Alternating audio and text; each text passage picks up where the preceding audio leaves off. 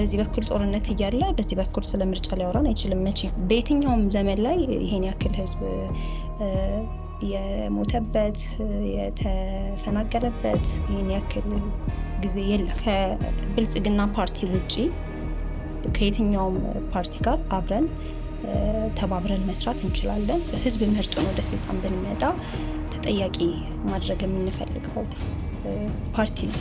ፍርድ ቤት ነፃ ብሎ የለቀቀውን ፖሊስ አይሆንም ብሎ የሚይዝበት አሁን ያለው ህገ መንግስት አተገባበር ላይ ትልቅ ችግር አለበት። የትኛውም ክልል ላይ በሰላም ወጥተሽ መግባት አትችልም። ህዝብ የሚወክለው ባንዲራ ማድረግ ይችላል። ሀገር መበጥበጥ የሚችሉ ሰዎች ከፊት ስለቀደሙ ነው። የመጀመሪያ አስቀድመን ልንሰራ የምንችለው ምንድነው? ጦርነትን ማቆም ነው። ጤና ይስጥልኝ ተመልካቾቻችን፣ ይህ ፎርቹን ፖድካስት ነው። በዛሬው ቆይታችን ከወይዘሮ ሊባኖስ ደምስ ጋር የምንወያይ ይሆናል። ወይዘሮ ሊባኖስ ደምስ በትብብር ለኢትዮጵያ አንድነት ውስጥ በሚገኘው የእናት ፓርቲ በኮልፌ ቀራኒዮ ክፍለ ከተማ ለህዝብ ተወካዮች ምክር ቤት ይወዳደራሉ። በቆይታችን ስለ ፓርቲው ማኒፌስቶ እንዲሁም ስለ መጪው ምርጫ የተለያዩ ሀሳቦችን እያነሳን እንወያያለን። አብራችሁን ቆዩ። ወይዘሮ ሊባኖስ ጥሪያችንን አክብረው ስለመጡ በጣም እናመሰግናለን። ዛሬ በሚኖረን ቆይታ ከፓርቲው ጋር በተያያዘ የፓርቲው እንቅስቃሴ እንዴት ነው ፓርቲው ላይ ያሉት ድርሻ፣ ከዛ ባለፈ ስለ ወጣቶች፣ ስለ ህገ መንግስቱ፣ ስለ የሰዎች የኑሮ ሁኔታ እያነሳን እንወያያለን። በድጋሚ ጥሪያችንን አክብረው ስለመጡ በጣም እናመሰግናለን። እኔም አመሰግናለሁ። በመጀመሪያ ከወጣቶችን ጀምርና በማኒፌስቶ ላይ ፓርቲው በወጣቶች የሀገር ውስጥ ተምረው ሀገር ውስጥ ሰርተው ሀገር ውስጥ ማደግ እንዲችሉ አመቺ ሁኔታዎችን እንፈጥራለን፣ አመቺ መንገዶችን እንከፍታለን የሚሉ ነገሮች ተገልጸዋል። ስለዛ ትንሽ ቢያብራሩልን። እሺ፣ እንግዲህ አድርጋችሁ ስለጋብዛችሁ እንግዲህ በድጋሚ አመሰግናለሁኝ። ስለ ፓርቲያችን ትንሽ ልበል መሰለኝ። መጀመሪያ ያው ትብብር ለኢትዮጵያ አንድነት ማለት 4 ፓርቲዎች በአንድ ላይ ሆነው በቅርቡ ወደ ትብብር የመጡ በትብብርነት ሲሰሩ የቆዩት ግን ኦልሞስት ከ2013 ምርጫ ጀምሮ አብረው ነው የቆዩት። እናት ፓርቲ፣ መያድ፣ ኢሃፓ እና አግን ማለት ነው። እነዚህ ፓርቲዎች በአንድ ላይ መግለጫም ሲያወጡ የተለያዩ ስራዎችን ከ2013 ጀምሮ አብረው እየሰሩ ነበር የቆዩት። ያው በየግላቸው ጠንካራ ጥሩ ኤክስፒሪየንስ ያላቸው ፓርቲዎች ናቸው። ዘንድ በምርጫ ቦርድ ተፈቅዶልን ወደ ትብብር ወይም ወደ አንድነቱ የመጣ ነው አሁን በዚህ አመት ነው። ስለሱ ትንሽ እንደዛ ካልኩኝ ዘንድ ጥያቄሽ ስለ ወጣቶች ነው። ያው ፎከስ አድርገን ልንሰራ የሚገባን ወጣቱ ላይ ነው። ኦቤስ ነው ይሄ መራጫችን በአብዛኛው ኦልሞስት 50% እና ከዛ በላይ ሊሆን የሚችለው ወጣቱ ክፍል ነው። ስለዚህ ታርጌትድ አድርገን ልንሰራም በቅድም በማኒፌስቶም የያዝነው ወጣቱ ላይ ነው። የኢትዮጵያ ወጣት ደግሞ እንደሚታወቀው በተለያየ ነገር ሀስል የሆነ ከሀገሩ እየተገፋ ወደ ውጭ ሀገር እየተሰደደ የተማረውም ያልተማረውም ኦልሞስት አሁን መውጫ ቀዳዳ እየፈለገ ያለበት ጊዜ ላይ ነው ያለ ነው። በዙሪያችን ያሉትን ወጣቶች ብናይ ደግሞ ምን ያህሉ ተምሮ ውጤታማ ሆኖ ጥሩ ስራ ላይ ነው ያለው፣ ምን ያህሉ የግል ዘርፍ ላይ ተሰማርቶ በንግዱ ዓለም ወይም በአግሪካልቸሩ በተለያየ ዘርፍ ላይ ምን ያህል ስኬታማ እየሆነ ነው ብለን ስናየው ደግሞ 0 እና ከዛ በታች በሚባል ደረጃ ላይ ነው ያለ ነው። ሀገራችን ደግሞ እንደሚታወቀው በእነዚህ 7 አመታቶች ውስጥ ከፍተኛ የሆነ ግጭት ውስጥ ጦርነት ውስጥ ነው ያለው። የኑሮ ጫናው ደግሞ ወጣቱ ሊሸከመው ከሚችለው በላይ ነው። እነዚህ ነገሮች ተዳምረው ኢቨን ኢፍ በትምህርቱ ዘርፍ ደግሞ ስናየው ተምሮ ከዩኒቨርሲቲ መጨረስ ራሱ በጣም ከባድ የሆነበት በየሌቭሉ የራሱ የሆኑ ፈተናዎች አሉበት። ያለን አሁን የሀገራችን ውስጥ ያለው የትምህርት ካሪኩለም ከትምህርት ላይ ከመስራት ይልቅ መውጫ ፈተናዎች ላይ አትኩሮ ኦልሞስት ተማሪዎችን ለመጣል በሚመስል ደረጃ እንደዛ ነው ያለው።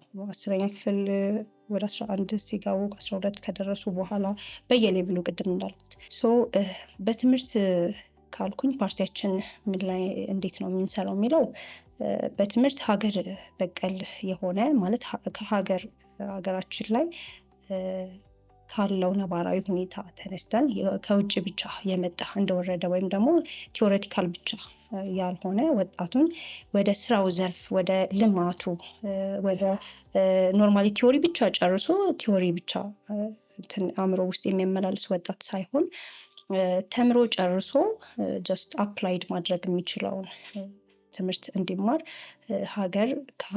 ከሀገራችን ነባራዊ ሁኔታ አንፃር ከውጭም ያለውን ነገር አንድ ላይ አድርጎ ይህንን ካሪኩለሙን አስተካክለን ተማሪዎች ትምህርት ላይ የትምህርት ስትራክቸሩ ላይ ሰርተን ጥሩ የሆነ ትምህርት ቤቶችን ብቁ የሆኑ መምህራኖችን ቀጥረን በዛ መሰረት ትምህርታቸው እንዲሰጣቸው ዘንድ ጨርሰውም ደግሞ ድሬም ብሬን የሚባለው አለ። እሱም ለሙሉ አስቀርተን ሀገር ውስጥ ሰርተው የሚለወጡበት ለሀገራችን ኢኮኖሚ ከፍተኛ የሆነ እንቅስቃሴ የሚያመጡበትን መንገድ እንሰራለን።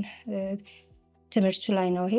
በሌላው ደግሞ አሁን ስራ አጥ ወጣት በጣም ስለበዛም ነው አሁን ወደ ውጭ በተለያዩ የዓለም ሀገራት ላይ ኢትዮጵያኖች ከቻሉ በፕሌን ካልቻሉ በባህር በእግር አሁን እኔና አንቺ እዚህ ቁጭ ብለን በምናወራበት ሰዓት ኦልሞስት መውጫ መንገዶች የሚባሉት ቢዚ ናቸው በኢትዮጵያን ስደተኞች ማለት ነው።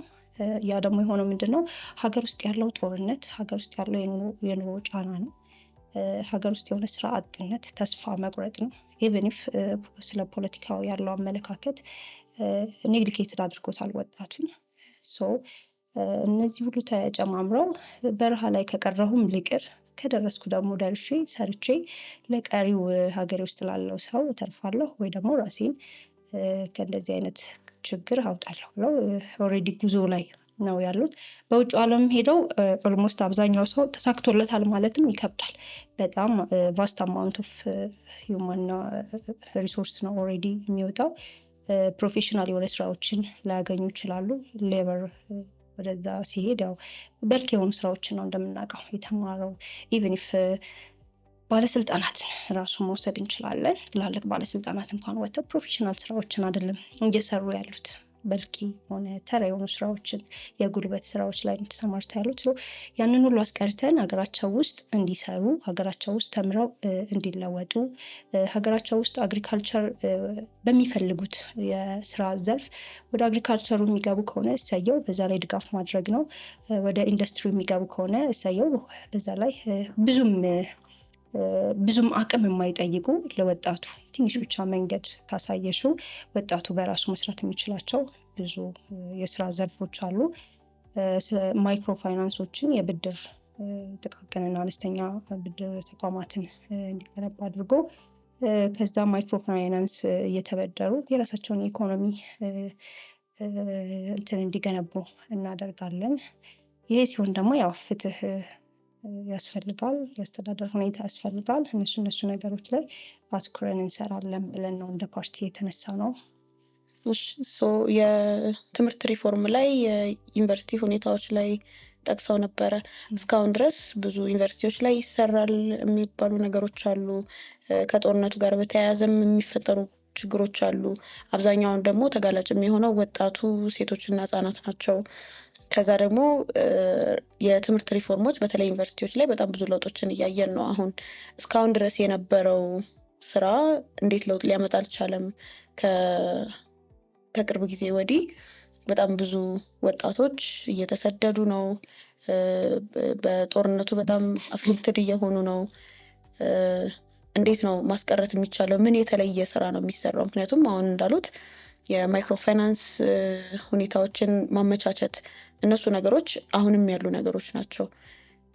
ምን አዲስ ወይም የተለየ ነገር ነው የሚደረገው? ከዛ ደግሞ ወጣቶች ስለ ፖለቲካ ያላቸው አመለካከት ኔግሌክት አድርገው ነው የሚያዩት ሲሉ ነበረ። እና እንዴት ነው ወጣቱን ወደ ፖለቲካው ማምጣት የሚቻለው?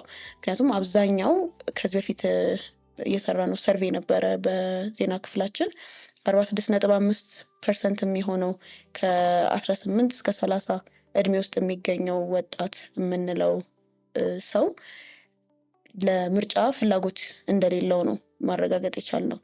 ያ ደግሞ ትልቅ ቁጥር ነው ካየነው 46% ማለት በጣም ትልቅ ቁጥር ነው። እና እንዴት ነው ያንን ክፍተት ማጥበብ የሚቻለው? ለምንስ ይመስሎታል ወጣቱ የፖለቲካ እንቅስቃሴዎች ላይ መሳተፍ የማይፈልገው? እሺ፣ የመጀመሪያው ስራ የሚሆነው እኛ ተመርጠን ትብብር ለኢትዮጵያ አንድነት ተመርጦ ወደ ስልጣን ስንመጣ የመጀመሪያ አስቀድመን ልንሰራ የምንችለው ምንድነው? ጦርነትን ማቆም ነው። ጦርነት እያለ ስለ ስራ ብታወሪው፣ ጦርነት እያለ እዚህ ጋር ስለ ማይክሮ ፋይናንስ ብታወሪው ሁሉም ነገር ያው ከንቱ ነው ሊሆን የሚችለው። ዘንድ ደግሞ ወደ ትምህርቱ ቅድም ወደ አውራስ ልውሰድሽ እና 10ኛ ክፍል ላይ በቃ ፈተና ወደቀ፣ 12ኛ ክፍል ላይ ወደቀ። ዘን ዩኒቨርሲቲ ሲደርስ ደግሞ እንደምንም እነዚህን እንትኖች አልፎ ደረጃዎች አልፎ ዩኒቨርሲቲ ሲደርስ ኤግዚት ኤግዛም አለ። ይሄንንም አላለፍክም ካልሾ ብዙ አመት የለፋበትን ይሄ ባይዞ ያው አሴት በይው ለተማሪው ከዝቅተኛ ክላስ ጀምሮ እስከ ከፍተኛ ክላስ ድረስ ብዙ በኢኮኖሚውም በምንም እድሜ ማባከን በይው። ያ ነገር መጨረሻ ላይ በፖለቲካ ሲስተም ማለት በአስተዳደር ችግር ምክንያት ትምህርትህም ያን ያክል አይደለም፣ መውጣት አትችልም፣ ዩኒቨርሲቲ ዲግሪ ልታገኝ አትችልም ካልሾ ኦቪስ ነው። ሊሄድም ወደ ውጭም ነው ሊሄድ የሚችለው። ወደ ውጭ አልሄድም የሚለው ሰው ደግሞ ያው ጦር መዞ ክላሽ ይዞ ወደ ግጭት ውስጥ ነው ያለው። አሁን እያየን ያለነውም አብዛኛው ሀገራችን ውስጥ ያለው ግጭቶች ወይም ጦርነቶች ወጣቱ ላይ ነው። ወጣቱ ነው እነዚህን ሮል እየተጫወተ ያለው ወይም እያስኬደው ያለው ጦርነቱ ማለት ነው። ስለዚህ ፓርቲያችን በመጀመሪያ የሚያደርገው ጦርነትን ማቆም ነው። ጦርነትን አቆምን ማለት ሰላምን ሴኪር ማድረግ ብቻ አይደለም። ጦርነቱ ላይ የሚፈሰው መዋዕለ ንዋይ አለ። ያ ማለት አንድ ጦርነት ቆመ ማለት የ10 ዓመት ለልማት የሚሆን ሰብሲድ ማድረግ የምንችለውን ገንዘብ ወይም ሀብት የሚወድመውን ትተሹ የምናወጣው ማለት ነው። ያን ነገር ማቆም ማለት ነው። የሚወድመውን በሌላ ነገር ልናስበው እንችላለን። ጀስት ምን ያህል ወደኋላ ይጎትታል፣ ሀገራችንን ምን ያህል እያጠፋት ነው፣ እያፈራረሳት ነው የሚለውን ነገር ማለት ነው። ስለዚህ የመጀመሪያው ስራችን ጦርነት እናቆማለን። ጦርነት ስታቆሚለት ደግሞ ወጣቱ አይኑን ማማተር ይጀምራል። አይኑን ያማትራል ማለት ደግሞ ያው በአብዛኛው ኢትዮጵያዊ ባይዞ በስራ አይታማም። ኢትዮጵያዊ ሰነፍ ነው፣ ኢትዮጵያዊ መስራት አይወድም ምናምን የሚለውን ነገር አልቀበለው። በጣም አክቲቭ ነው ደግሞ የሀገራችን ህዝብ። እንደ ህዝብ ስናየው በውጭ ዓለም ላይ እንኳን ስናየው መሳተፍ የሚችልባቸው ነገሮች ላይ አክቲቭ ሆኖ ፓርቲሲፔት ሲያደርግ ነው የምታየው። ለምሳሌ አሜሪካን ሀገር የተደረጉ ምርጫዎችን ማየት ትችላለሽ። አሁን ካለው ከትራምፕ በፊት የነበረውን ከዛ በፊት ሌሎች አፍሪካውያን ስታያቸው ጀስት ስራቸውን ብቻ ነው ረን የሚያደርጉት። ፖለቲካ ምንም አይመስላቸውም አብዛኛው ማለት ነው። ጀስት ከአፍሪካ ሄደው አሜሪካን ሀገር እየሰሩ ያሉት ልክ እንደ ኢትዮጵያኖች ያሉትን ኢትዮጵያኖች ግን ስታያቸው እዛም ሆነው ለሀገራችን ይጠቅማል አይጠቅምም የሚለውን ነገር ያያሉ።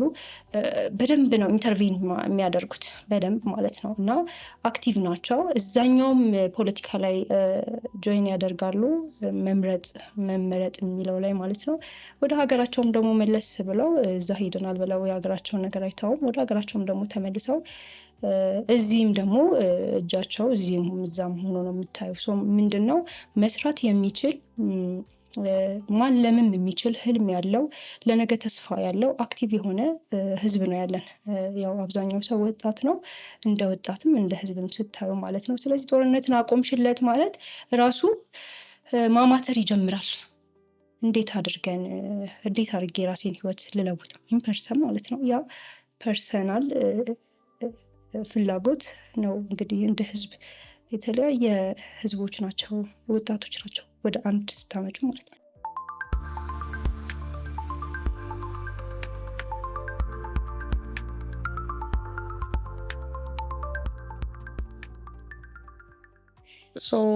ጦርነትን እናስቆማለን ስትሉ አሁን ያለው መንግስት አሁን አመራር ላይ ያለው መንግስት ለምን ሊያስቆም አልቻለም? ይሄ እንግዲህ በብዙ መልኩ ማየት ይቻላል። ለምን ማስቆም አልቻለም? እንግዲህ ያው የአስተዳደር ችግር ነው ብለን ነው የምናስበው። ሁለተኛ ደግሞ እኔ ብቻ አውቃለሁኝ የሚል ማለት ማሳተፍ መቼም ከ120 ሚሊዮን በላይ ህዝብ አለን ስትይ ሰው ነው ማሰብ የሚችል ሰው ነው። ጀስት ማሰብ የሚችልን ሰው ደግሞ እመራለሁ ብለሽ ራስሽን ሰብስቲቲዩት ስታደርጊ ያ ሰው የተለያየ አመለካከት ያለው ነው እና መቼም ለዛ ሁሉ ሰው እኔ ያውቃለሁኝ አይባልም። ልዩነትን እንደ ልዩነት መቀበል አንድ ነገር ነው። ሁለተኛ ደግሞ እኔ የኔ ይሄ ነው አጀንዳዬ፣ የኔ ይሄ ነው ችግሬ ብሎ የሚመጣውን አካል ደግሞ እንደ ህዝብም ምንድን ነው የሚለውን ነገር ጆይን አድርጎ ማለት በጠረጴዛ ዙሪያ ንግግር አድርጎ ችግሩንም የጋራ ማድረግ መፍትሄውንም በጋራ መፈለግ ነው። ከዛ አንጻር ነው የሚመስለኝ እንግዲህ ያው እንዳልኩሽ ያው እኔ ብቻ ነኝ መፍትሄውን የማውቀው የሚለው አሁን ያለው የብልጽግና አመራር ያን ስለወሰደ ነው የሚመስለኝ እንግዲህ ጦርነት የማይቆመው ጀስት ያልተሰማልን ችግር አለ ነው። እውነትም ደግሞ ብዙ ያልተሰሙ ችግሮች አሉ። በጦርነት ብቻም ሊፈቱ አይችሉም። ያው መንግስት እየሞከረ ነው፣ ስቲል ነው። ከሰሜኑ ጦርነት ጀምሮ ጦርነትን በጦርነት መልስ ለመስጠት እየተሞከረ ነው። ስቲል እስካሁንም ጦርነት ላይ ነው ያለ ነው። ያ ደግሞ ጦርነትን በጦርነት አይደለም። እኛ እንደ ፓርቲ የትኛውም ጦርነት ወደ ሰላማዊ ትግል መቋጫው የትኛውንም ጦርነት በዓለም ሂስትሪ ላይ ራሱ ስናየው በአብዛኛው ምናልባት ታግዥኝ ይሆናል፣ በአብዛኛው በዓለም ታሪክ ውስጥ አደላስት ድርድር ይኖራል። ወደ ሰላም ወደ አግሪመንት ይመጣል። ምንም ያህል ህዝብ አለቀ፣ አገር ፈረሰ፣ የሁለተኛው የመጀመሪያው ጦርነቶች የዓለም ጦርነት ሰከንድ ፈርስት ወርልድ ዋር የምንለውን ብናይም እንኳን አደላስት ያው ድርድር ነው የሚመጣው። ሰላማዊ የሆነ በጠረጴዛ ዙሪያ ንግግር ነው የሚመጣው። ያጠፋ ክሶ የተበደለ ተክሶ ነው ያው ወደ ሰላም የሚመጣው። ያ ነገር ስለሌለ ነው ሀገራችን ውስጥ ለድርድር ለሰላማዊ ትግሎች በር አለመክፈት። እሱ ነው ይሄን ያክል ጊዜ ጦርነት ሆኖ ሀገራችን እንግዲህ እንደዚህ አይነት አዘቅት ውስጥ እንድትገባ ያደረገው ብለን ነው የምናምነው። እሺ አሁን በሚደረገው ምርጫ ላይ የእናንተ ፓርቲ የአንድነት ለኢትዮጵያ ባይመረጥ ትብብር ለኢትዮጵያ አንድነት ባይመረጥ ስለ ትይዩ ካቢኔ ምን ታስባላችሁ?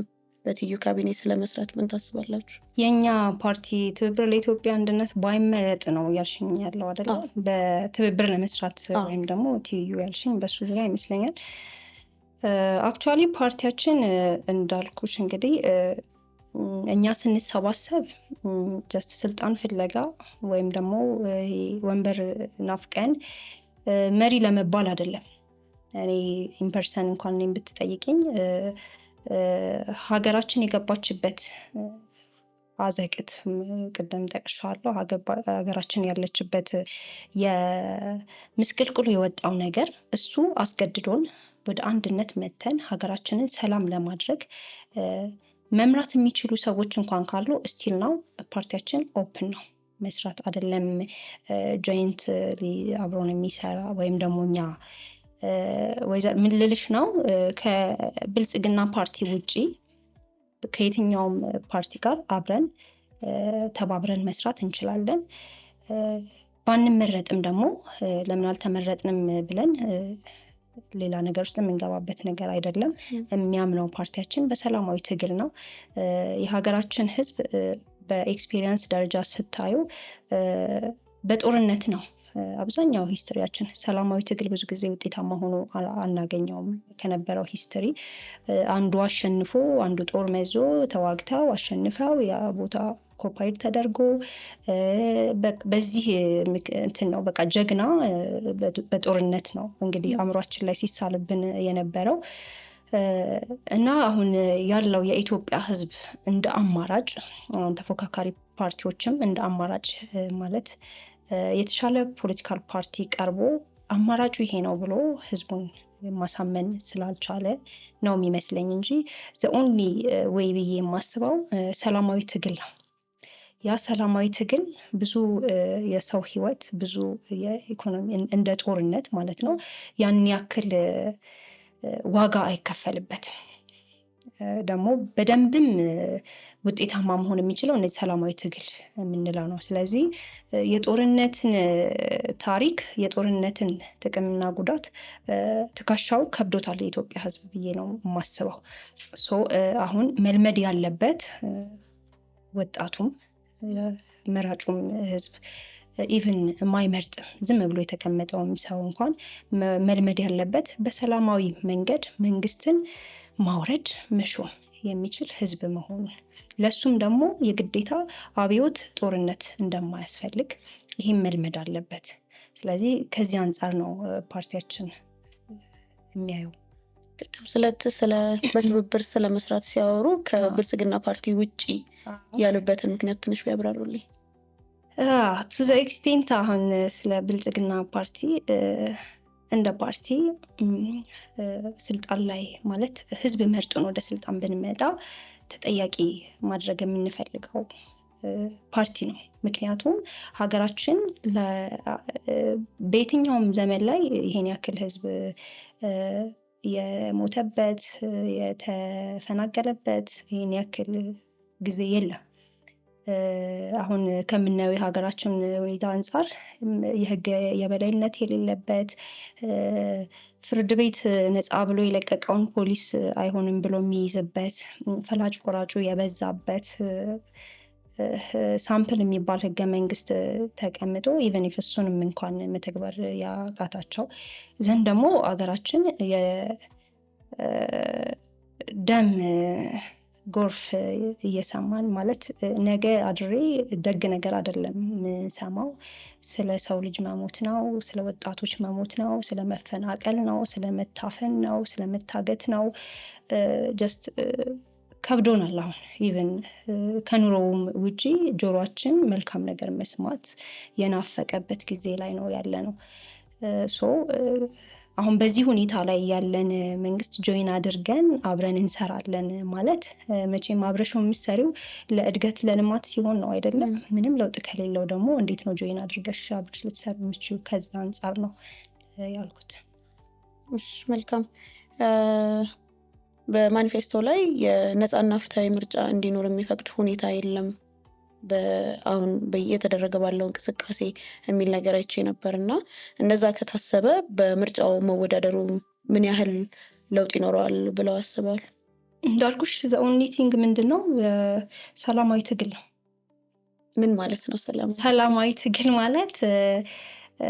መንግስትን ለማውረድ ህዝባችን በምርጫ ካርድ በሰላማዊ መንገድ መሆን አለበት።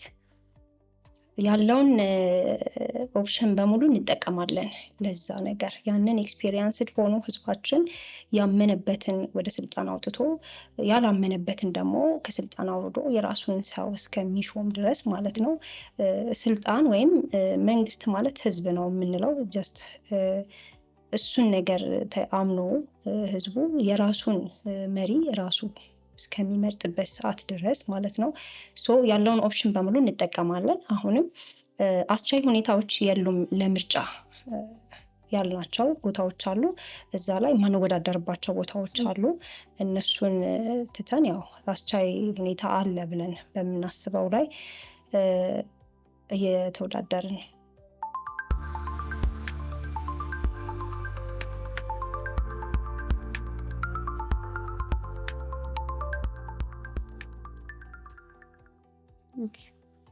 እሺ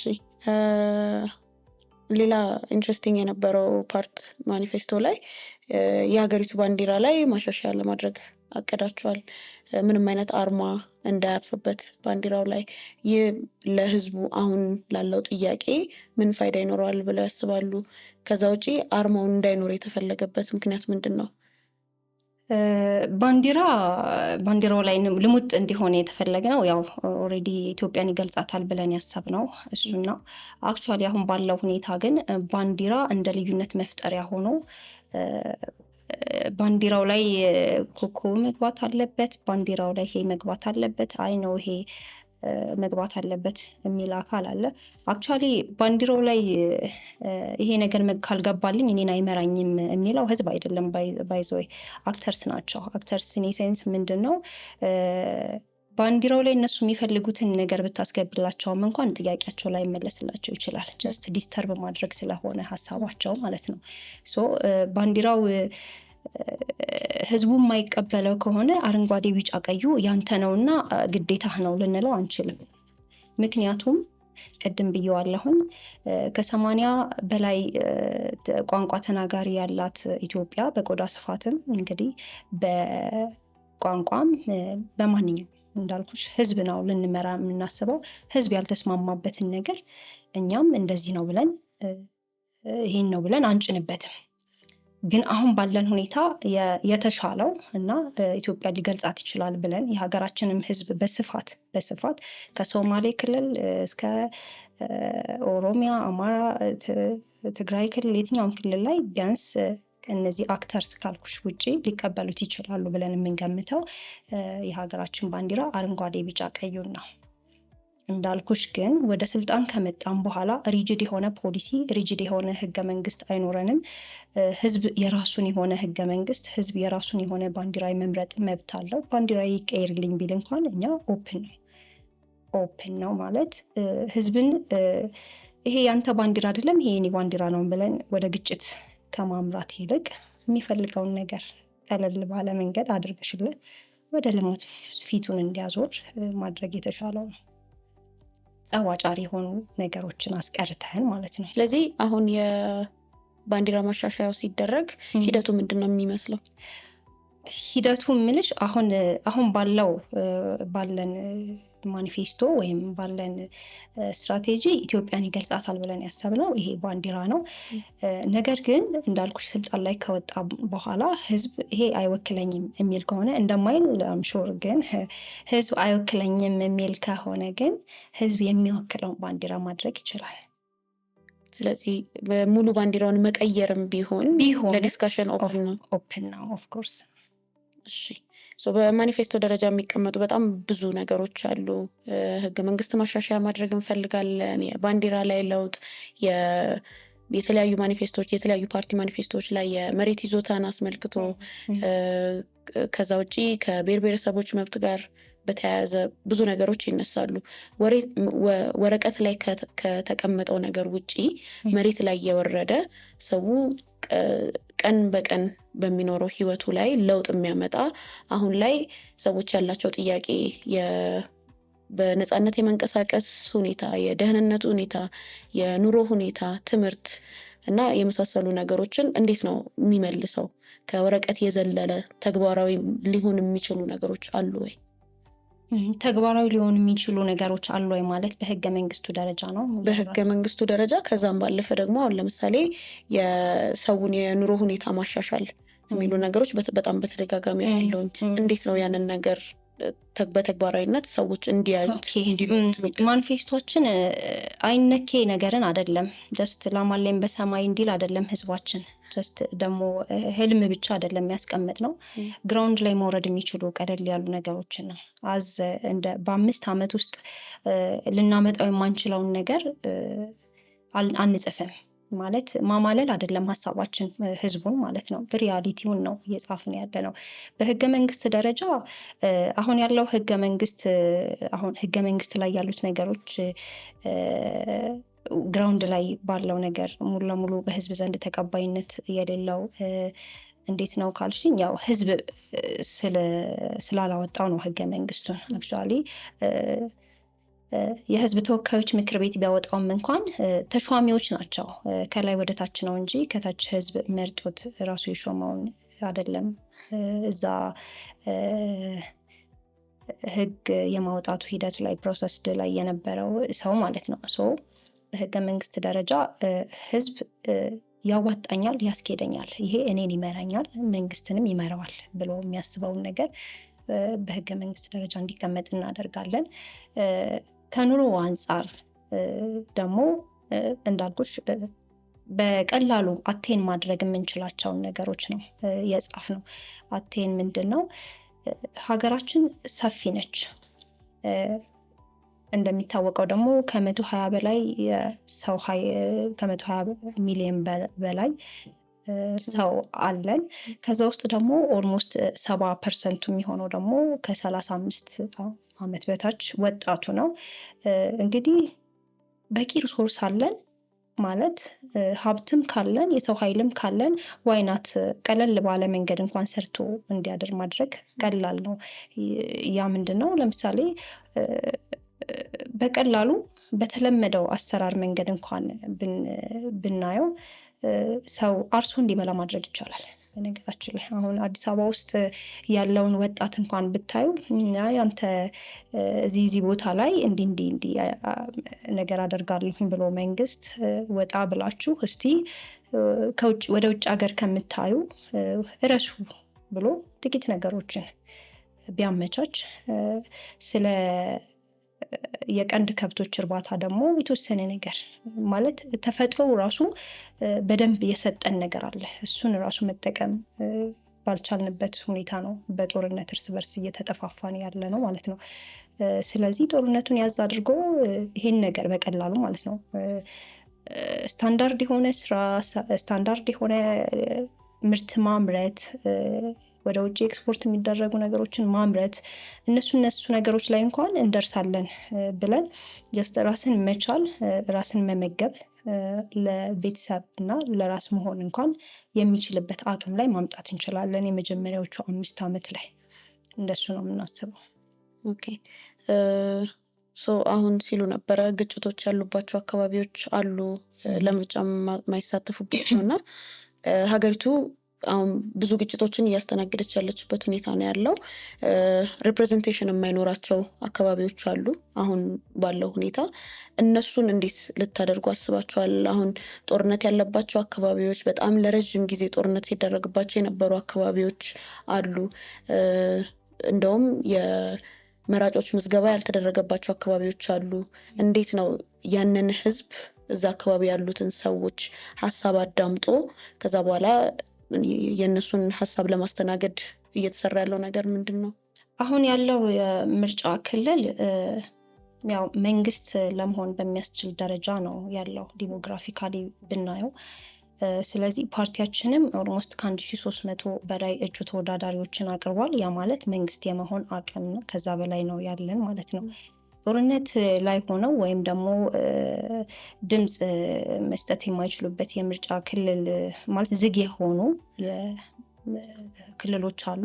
እነሱን እንዴት እናደርጋለን የሚለው እንዳልኩሽ ጦርነቶች ላይ ያሉ ቦታዎች ለምሳሌ የአማራ ክልሉን ብናይ፣ የተወሰነ ኦሮሚያ ክልልም ቢኖር ሙሉ ለሙሉ ወደ ስልጣን የምንወጣ ከሆነ ወደ ድርድር ነው የምንመጣው። ወደ ድርድር ከመጣም በኋላ ለምሳሌ አማራ ክልል ላይ ኖርማል ምርጫም ልናደርግ እንችላለን። ምርጫ አድርገሽ የትኛውን ትመርጣለህ ብለሽ ኦፕን ታደርጊለታለሽ። የሚመርጠው የራሱን ሰው ከሆነ ስልጣን ማጋራት ማለት ነው። እንዳልኩሽ ፓርቲያችን ክፍት ነው። ከእናንተ የተሻለ ፖሊሲ አለኝ፣ ከእናንተ የተሻለ ሀገራችንን መቀየር በአጭር ጊዜ የሚችል አስተሳሰብ አለ ለሚል ግለሰቦች፣ ለሚሉ ፓርቲዎች ጆይን አድርገው ታርጌታችን ሀገራችንን ከጦርነት አትርፎ ውጥንቅጡን ወደ ሰላም መልሶ ወደ እድገት ጎዳና የምናሻግርበትን ህልም ስለሆነ ያዝነው ወደዛ የሚያመራ ማንኛውም ግለሰብ ይሁን ፓርቲ ክፍት ነው። አሁንም መምጣት ይችላሉ ወደዚህ ማለት ነው። ስለዚህ ስልጣን ላይ በምንወጣበትም እንኳን ስልጣን ማጋራት፣ ድርድር፣ ዲፕሎማሲያዊ የሆኑ ንግግሮች ይኖሩናል። በዛ መሰረት እናስኬዳለን። አካታችነት ላይ ጥያቄ አያስነሳም? ሪፕሬዘንት የማይደረጉ አካባቢዎች ወይ ምርጫ የማይደረግባቸው ቦታዎች አለመሳተፋቸው፣ ድምፅ አለመስጠታቸው ኢንክሉሲቪቲ ላይ ጥያቄ ያስነሳል። ያ አሁን በዚህ ምርጫ ምረጠኝ ብለሽ እዛ አካባቢ ላይ ክፍት ቢደረጉም እንኳን በዚህ በኩል ጦርነት እያለ በዚህ በኩል ስለ ምርጫ ሊያወራን አይችልም መቼም። እንዳልኩሽ ለምርጫ ክፍት የሆኑትን አካባቢዎች በምርጫ ተወዳድረን አሸንፈን ዝግ የሆኑትን ደግሞ ጦርነት ላይ ያሉትን ደግሞ ከነሱ ጋር ኔጎቲሽን የማድረግ ድርድር የማድረግ ወደ ምርጫ የማምጣት የራሳቸውን ነው ባይዞ ህዝብ በመረጠው እስካልተዳደረ ድረስ መቼም ቢሆን ሰላሙን አያገኝም። መቼም ቢሆን ጥያቄ ተመልሷል ብሎ አያስብም። ስለዚህ ይሄኛውን ክፍት የሆኑትን ቦታ ሪዘርቭድ ካደረግን በኋላ ያኛውንም ደግሞ እንዳልኩሽ የራሳቸውን ተወዳዳሪ አሳይን እንዲያደርጉ የራሳቸውን መሪ አሳይን እንዲያደርጉ ነው የምናደርገው። ወይዘሪቲስ በምርጫም ያው ራሳቸው ህዝቡ የሚወስኑት ሆኖ ማለት ነው። እርስዎ የሚወዳደሩት በኮልፌ ቀራኒዮ ክፍለ ከተማ ለህዝብ ተወካዮች ምክር ቤት ነው። ሲወዳደሩ ለምሳሌ የአብዛኛው የአዲስ አበባ ነዋሪ ጥያቄ የቤት ጉዳይ ነው። የቤት ጉዳይን እንዴት ነው አድረስ ልታደርጉ ያሰባችሁት? ይሄ ያው ቀላል ነገር ነው የሚመስለኝ። ማለት ያው በስትራቴጂካሊም ይዘነዋል። መጀመሪያው እንግዲህ መቼም ሰው መጠለያ ነው፣ ቤዚክ የሆነ ነገር ነው። ባሉት ቦታዎች ላይ የራሱን የሆነ ነገር እንዲኖረው እናደርጋለን። ያ ምንድነው ከከተማው ውስጥ አንተ አቅም የለህምና ወደ ዳር ሂድ ብለን ያለምንም ካሳ ማፈናቀል እና ለተሻሉ ኢንቨስትመንት የምንበላቸው ባለሀብቶች መስጠት ሳይሆን ያለውን ነጥለሽ ማባረር ሳይሆን ባለው ነገር ላይ ይሄንን ብንጨምርለት መስራት ይችላል በሚለው የተወሰነ ነገር ማለት እንዳልኩሽ የመጀመሪያዎቹ 5 ዓመታት መቼም ትንሽ ሊያስቸግር ይችላል ኢኮኖሚካሊ እንደ መንግስት ስታስብ። ባለው ነገር ላይ በቀላሉ አዲስ አበባችን ደግሞ እንደሚታወቀው አሁን እንዳለው ሳይሆን ሀብታሙንም ድሃውንም አንድ ላይ አቅፋ የያዘች ነች። ስለዚህ ከተማዋ ድሆችን አባራ የሀብታሞች መጠለያ ብቻ እንድትሆን ሳይሆን ድሆችን ባላቸው ነገር አቅፋ ይዛ ለነገ ደግሞ ከድህነታቸው ተላቀው የራሳቸው ሪሶርስና ሀብት ኖሯቸው ለሌላ የሀገራችን ህዝብ መትረፍ የሚችሉበትን መንገድ እናመቻቻለን። ቤቶችን ሰርተን እስከ ማስረከብ እንሰራለን ማለት ነው።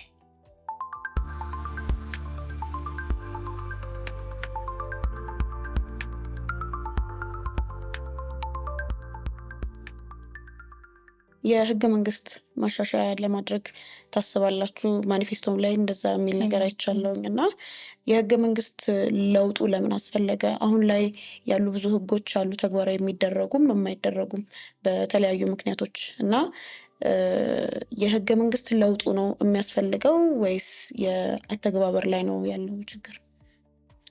አሁን ያለው ህገ መንግስት አተገባበር ላይ ትልቅ ችግር አለበት። አተገባበር ላይ ትልቅ ችግር ያመጣበት ምንድነው? ህዝብ የኔ ብሎ ያወጣው ህገ መንግስት ስላልሆነ ነው። የህግ የበላይነት ኖሮ ተፈጻሚነቱ ደግሞ እንዲኖር ህዝብ የራሱን ህገ መንግስት ክሬት ሊያደርግ ሊያሻሽል ይገባዋል ማለት ነው። ስለዚህ ከህዝቡ ጋር ህዝቡ በሚፈልገው አሁን እንደሚባለው አንቀጽ 39 ይሄ አንቀጽ የአንቀጽ ብለን ማውጣት ሳይሆን ሌላውም አሁን ይሄኛው በጣም ወደ ግጭት የሚጠራና ቁስቋሽ ስለሆነ ነው ብዙ ጊዜ እነዚህ አንቀጾች የሚጠቀሱት። ሌላውንም ቢሆን ህዝቡ በሚወክለው ሰው ወይም መሪ መሰረት እንደገና ሪቫይዝድ ተደርጎ ለህዝባችን ያዋጣዋል አያዋጣውም፣ በምን መንገድ ነው ጦርነትን አቁመን ወደ ሰላም መንገድ የምንመጣው የሚለውን ያው እንደ ህገ መንግስት ደግሞ ሀገር በምን ትመራ የሚለውን እሱን ህዝቡ ራሱ አካታችነት የህዝብ አካታችነትን አድርገን ህዝቡ የራሱን ህገ መንግስት እንዲያወጣ ማድረግ ስንችል ነው። ስለዚህ የህገ መንግስት ማሻሻያ ሲደረግ ምንድን ነው ፕሮሰሱ? በምን መንገድ ነው ልትሄዱ ያሰባችሁት? አሁን ለምሳሌ እዚህ የሚደረገው ምርጫ አለ፣ ክልል ከተሞች ላይ የሚደረገው ምርጫ አለ። ከዛ በኋላ ደግሞ ቅድም እንዳልኩት ኢንክሉሲቭ የማይሆኑ ቦታዎች አሉ በግጭቶች ምክንያት በተለያዩ ምክንያቶች። ሁሉንም ኬተር ያደረገ ነው ወይ የሚሆነው? ለሁሉም ተስማሚ የሆነ ምክንያቱም የማይካተቱ ምርጫው ላይ የማይሳተፉ ክልሎች ሀሳብ የሰጡበትን ህግ እንዴት ነው የምናጸድቀው ወይም የምታጸድቁት? ስልጣን ብትይዙ ማለት ነው። ቅድም እንዳልኩሽ የያዝነውን ኦኩፓይድ ያደረግነውን የምርጫ ክልል ማለት ያሸነፍንበትን የሀገራችንን ክልል ብቻ አካባቢ ብቻ ይዘን ህግ እንቀይር እናውጣ እናወርድ ብንል ይሄ ከባድ ነው የሚሆን። ምክንያቱም ሌላ የማይቀበለው አካል አለና ማለት ነው። ስለዚህ ወደ አንድ ነገር መጥቶ እነዚህኞቹንም በአንድ ላይ ከሆነ በኋላ ኢትዮጵያ ማለት መቼም የኢትዮጵያን ነው የምናወጣው። ኢትዮጵያ ማለት ደግሞ አሁን እንደምናየው ያው በክልል ከአስራ ምናምን በላይ እንግዲህ 10 ምናምን ደርሷል ክልሉ። አሁንም ያው የሚቀጥል ነው የሚመስለው። ስለዚህ እነሱን ትተን አይደለም ሊሆን የሚችለው። አንዱ ባወጣው አንዱ ተገዛ ብትዩ አይሆንም። አሁን ያለበት የስነ ልቦና ሁኔታም አይሆንም። ስለዚህ እነዛኞቹንም በምርጫ ውስጥ አሁን አክቹዋሊ ምርጫ ቦርድም ያው የተወሰነ ጊዜ በኋላ እነሱን ግሪን እንደሚያደርግ ነው የተገለጸው። ያው እነሱን መምረጣቸው አይቀርም። ስለዚህ እነሱም የተካተቱበት ነው ህገ መንግስት ሊኖረን የሚችል። ወደ እርስዎ ልምጣና ከግል ህይወቶ ጋር እንዴት ነው ፖለቲካውን እያስኬዱት ያሉት? በምን አይነት መንገድ ነው እያቻቻሉ እየሄዱ ያሉት? ምክንያቱም ቤተሰብ ያለው ሰው ብዙ ኢንቮልቭመንት ይኖረዋል ከቤተሰብ ጋር ከስራ ጋር። አሁን ደግሞ ፖለቲካው ሲጨመር እንዴት ነው አንድ ላይ የሚያስኬዱት? አሁን ባለው የሀገራችን ሁኔታ ከፖለቲካ ነፃ ነኝ የሚል ሰው ይኖራል ግን አይኖርም። ኢን ሴንስ ከፖለቲካ ነፃ ነኝ ቢል እንኳን ፖለቲካው ያው ብትሸሹም እየተከተለሽ ያለበት ሁኔታ ነው ያለው። ስለዚህ ወደድንም ጠላንም አሁን ያለችበት የኢትዮጵያ ሁኔታ ወደ ፖለቲካው እንድትገቢ ያደርጋል። ስለዚህ እኔ ፖለቲካ አይመለከተኝም፣ ንግዴን ብቻ እየነገድኩኝ የራሴን የሆነ ኢኮኖሚ ዲቨሎፕ ላድርግ ብትይ ወይም የራሴን የሆነ ኢንካም ልስራ ብትይ የማይሆን ነገር ነው። ነጋዴ ነኝ ካልሽ እዚህ በኩል ግብር አለ። ያው እዚህ ጋር ብዙ ነገር መጥቀስ እንችላለን። አያሳርፍሽም ማለት ነው። በሌላም መልኩ ደግሞ ኖርማሊ የተቀጣሪ ሰራተኛ እንኳን ብትሆኚ አሁን ካለው ነገር ጋር በቂ የሆነ ሳለሪ የለም። ሌበር አቢዩዝ ይደረጋል ማለት ጉልበትሽን ማለት ፕሮፌሽንሽን የምትሰጪውን ያክል ክፍያ የለም። እዚህ ጋም ሌላ ችግር አለ ማለት ነው። ወደ ገበሬውም ብትሄጂ አሁን የማዳበሪያ ችግር አለ። ወጥቶ መግባት የማይቻልበት ደረጃ ላይ ነው ያለ ነው። ስለዚህ ፖለቲካውን ፖለቲከኞች የያዙትና እኔ እስራኤል ልስራ ወይም ህይወት ልኖር የምትይበት ጊዜ ላይ አይደለም ያለ ነው። ከተቻለ እንደዚህ ብለው እየኖሩ ያሉ ኢትዮጵያኖች ጆይን አድርገው ሀገራችንን እንደዚህ ምስቅልቅሏ የወጣችው ወይም ይሄን ያክል የጦርነት ዋጋ እየከፈልን ያለ ነው ጥቂት ናቸው። ባይዘይ 120 ሚሊዮን ህዝብ አለን ብንል 1 ሚሊዮን እንኳን አይሆንም እየበጠበጠ ያለው ማለት ነው። ግን ለሀገራችን አስተዋጽኦ ማድረግ የሚችሉ ሰዎች፣ ሀገር መምራት የሚችሉ ሰዎች ዝም ስላሉ ቦታውን ፊት ያለውን ቦታ ስለተለቀቀላቸው ሀገር መበጥበጥ የሚችሉ ሰዎች ከፊት ስለቀደሙ ነው እየተበጠበጠ ህዝቡም ያለው ሀገርም እንደዚህ እየታመሰች ያለችው።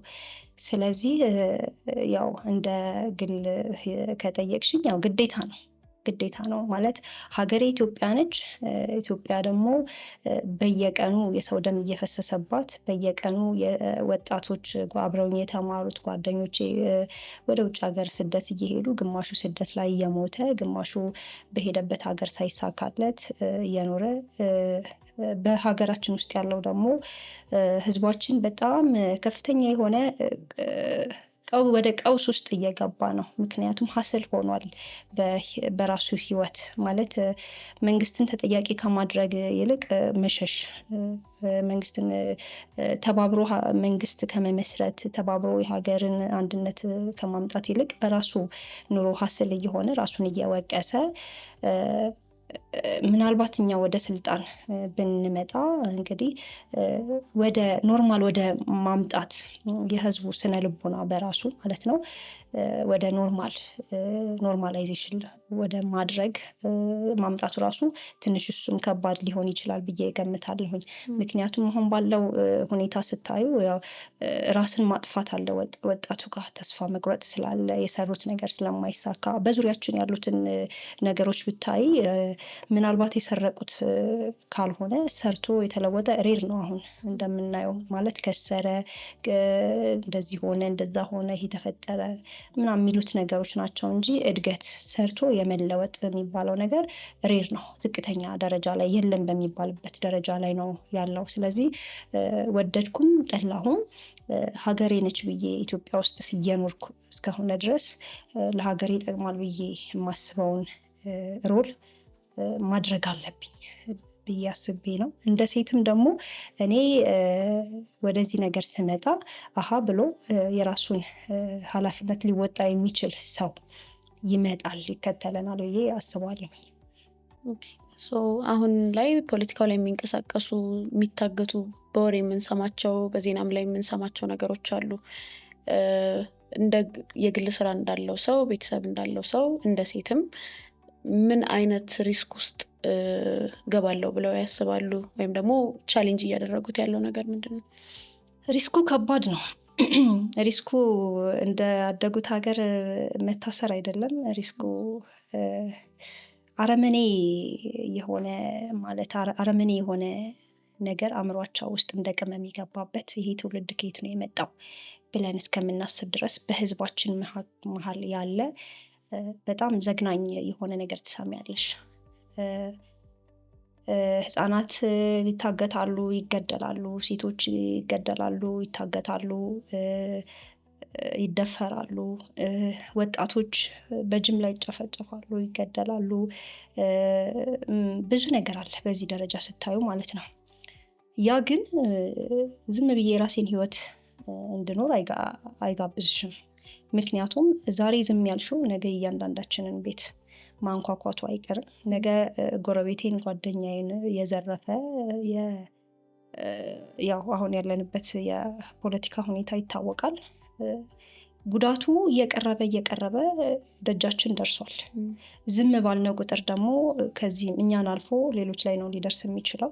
ስለዚህ ግዴታ ወደዚህ ነገር መግባት፣ መታገል፣ ልጆች እስካሉሽ ድረስ የነገ ህይወት ህልም እስካለሽ ድረስ ሀገር አለች። ሀገርሽ ላይ የመኖር ህልም እስካለሽ ድረስ ሀገርሽን ሀገሬ ናት፣ መቼም ሌላ ሀገር የለንም፣ ያለችን ኢትዮጵያ ነች። ስለዚህ ለኢትዮጵያችን ደግሞ ወጣት ነኝ፣ እንደ ወጣትነት ማድረግ የምችለው ምንድን ነው የሚለውን ነገር ስታስቢ መቼም ሳይንቲስት አይደለሁም።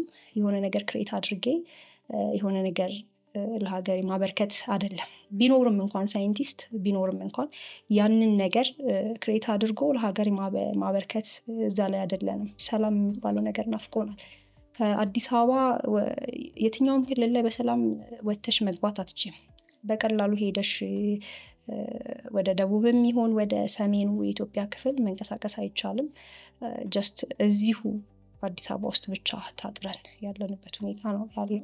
ሳትወጂ በግድ ሳትፈልጊ በግድ ያዋጣል ብለሽ በገመትሽው፣ እኔ ያዋጣኛል ብዬ የምገምተው እንደ ፓርቲም ደግሞ ለኢትዮጵያችን ያዋጣል፣ ይሄ ነው መልካሙ መንገድ ብለን ያሰብነው ሰላማዊ መንገድ በምርጫ ተወዳድሮ ሀገረ መንግስት መሆን ማለት የመፍጠር ክሬት የማድረግ ነገር ነው።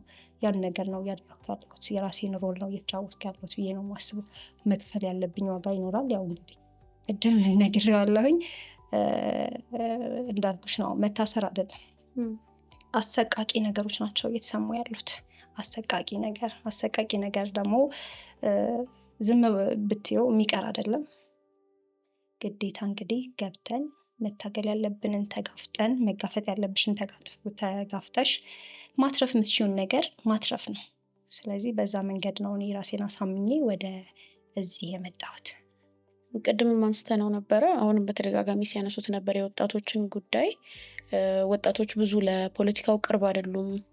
እኛም በሰራነው ሰርቬ የተረዳነው ያንን ነው። እና ምን የሚሉት ነገር አለ ለወጣቱ አሁን ላይ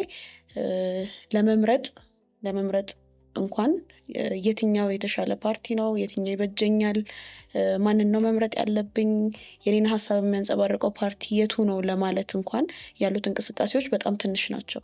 ስለዚህ ለወጣቱ ምን ማስተላለፍ ይፈልጋሉ? የተሻለ መንገድ ብለው የሚያስቡት የትኛው ነው እንደ ምክረ ሀሳብ ማለት ነው? ወጣቱ እንግዲህ ዝም ብሎ ማለት እሱ የሚፈልገውን ነገር ሌላ ሰው ሊወጣለት ኃላፊነቱን ሊወስድለት አይችልም።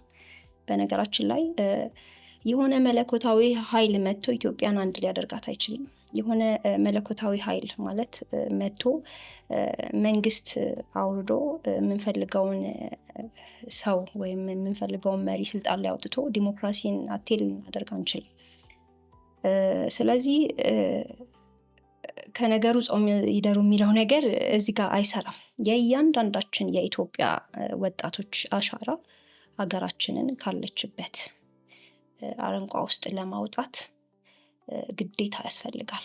የእያንዳንዳችን ጥቂትም ትሁን ከፍም ያለ ይሁን የእያንዳንዳችንን ኃላፊነት ብንወጣ ሀገራችን እዚህ የደረሰችበት ደረጃ ላይ አትደርስም ብዬ ነው የማስበው። አሁንም እንግዲህ እንደምትኝ ከ46 እንደዚህ ይሄን ያክል ቁጥር በጣም ብዙ ነው። ስለዚህ መምረጥ አለመምረጥ መብት ነው። ጀስት ግን አለመምረጥ ግን አንዱን ደግፎ ያው ስልጣን ላይ ማውጣት ነው። ቢመርጡም ባይመርጡም ማለት ቢመርጡ the best way ነው። ቢመርጡ የተሻለ ነው ሩል አለው ማለት ነው። ባይመርጡ ግን ባይ ዲፎልት መርጠዋል ማለት ነው። ፈልገውታል ማለት ነው። ጦርነቱን ፈልገውታል፣ ይሄንን ኑሮ ማለት ነው። ነገ መሻሻል አይፈልጉም ማለት ነው። ይሄ አያስኬድም። አሁን ባለው ነገር ደግሞ አብዛኛው የኢትዮጵያ ሕዝብ ያለው ነገር አንገሽግሾታል። ያለው ነገር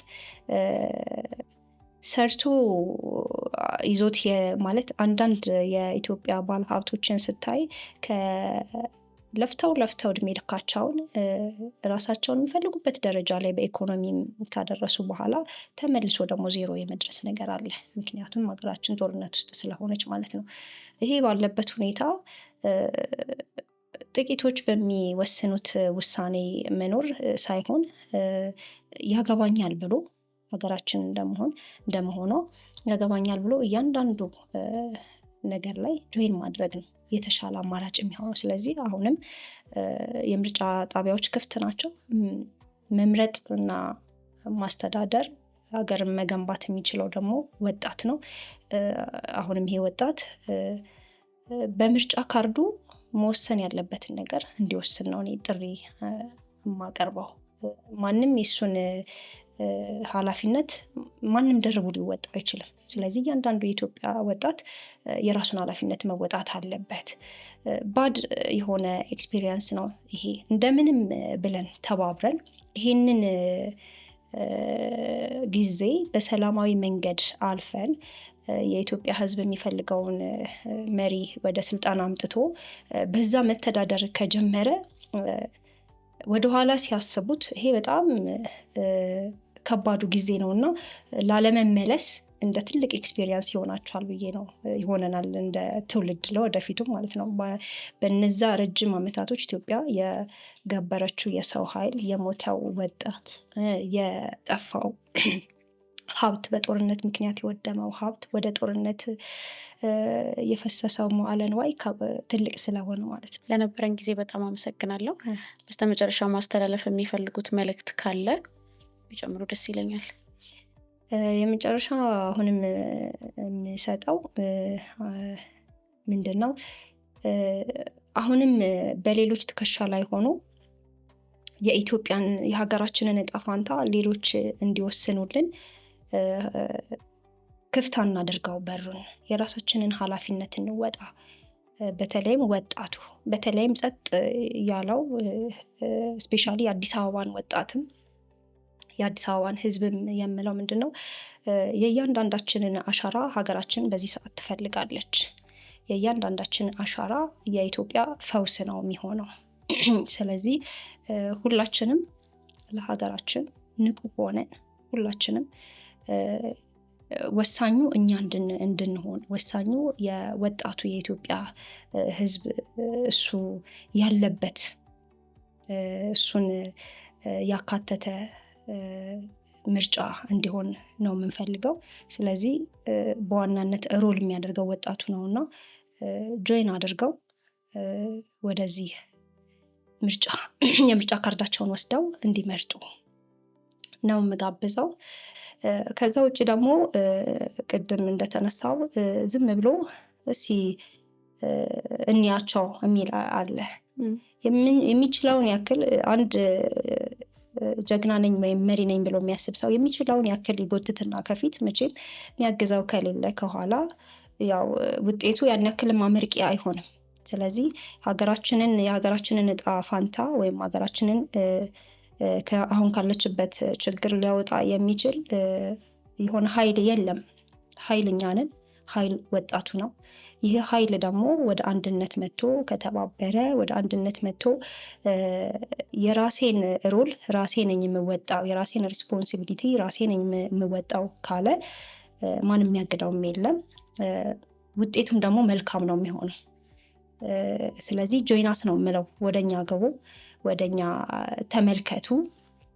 ከኛ የተሻለ ሀሳብ ከኛ የተሻለ ፖሊሲ ካላችሁ ደግሞ አሁንም ፓርቲያችን ክፍት ነው ለማንኛውም፣ ለፓርቲም ለግለሰብም ክፍት ነው።